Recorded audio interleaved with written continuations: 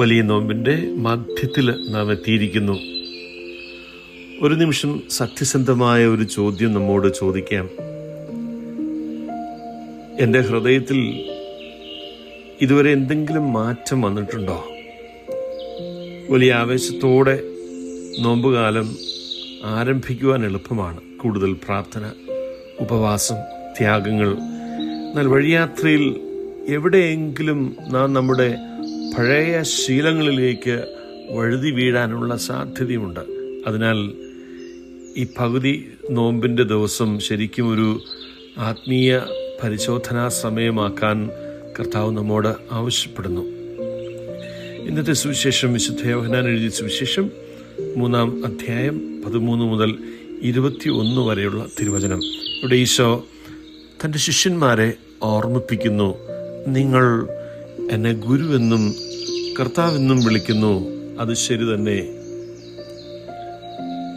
എന്നിട്ടും നാം ഇവിടെ കാണുന്നത് ഈ ഗുരു, നമ്മുടെ കർത്താവ്, അവരുടെ പാദങ്ങൾ കഴുകാൻ മുട്ടുകുത്തി എന്നുള്ളതാണ്.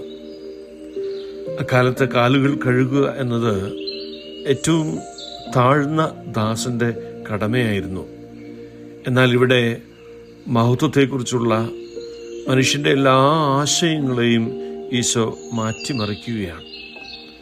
ദൈവപുത്രൻ ആധിപത്യം സ്ഥാപിക്കുന്നില്ല, മറിച്ച് അവൻ സേവിക്കുന്നു, ശുശ്രൂഷിക്കുന്നു.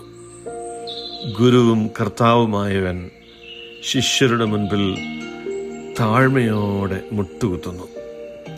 എന്നിട്ട് ഈശോ ശിഷ്യനോട് പറയുകയാണ്, ഞാൻ നിങ്ങൾക്ക് ഒരു മാതൃക നൽകിയിരിക്കുന്നു.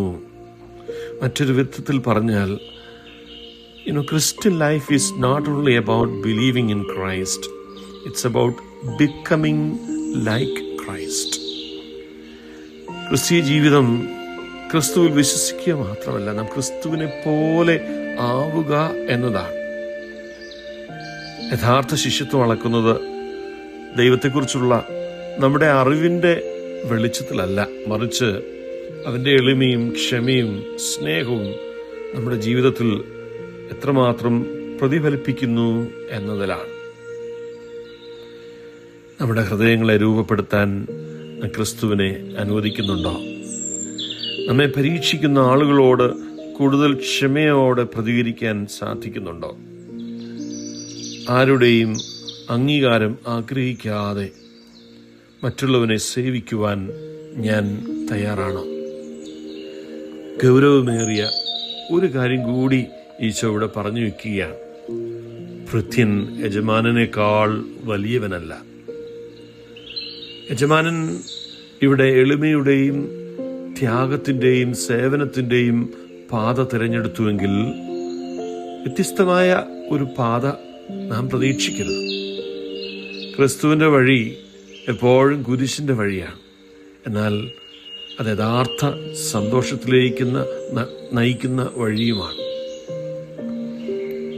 ഒടുവിൽ ഈശോ പറയുന്നു, ഈ കാര്യങ്ങൾ അറിഞ്ഞ് നിങ്ങൾ ഇതനുസരിച്ച് പ്രവർത്തിച്ചാൽ അനുഗ്രഹീതർ.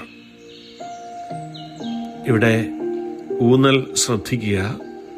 സുവിശേഷം കേൾക്കുന്നത് കൊണ്ടല്ല നാം അനുഗ്രഹിക്കപ്പെടുന്നത്, അത് നാം ജീവിക്കുമ്പോൾ നാം അനുഗ്രഹിക്കപ്പെടുന്നു.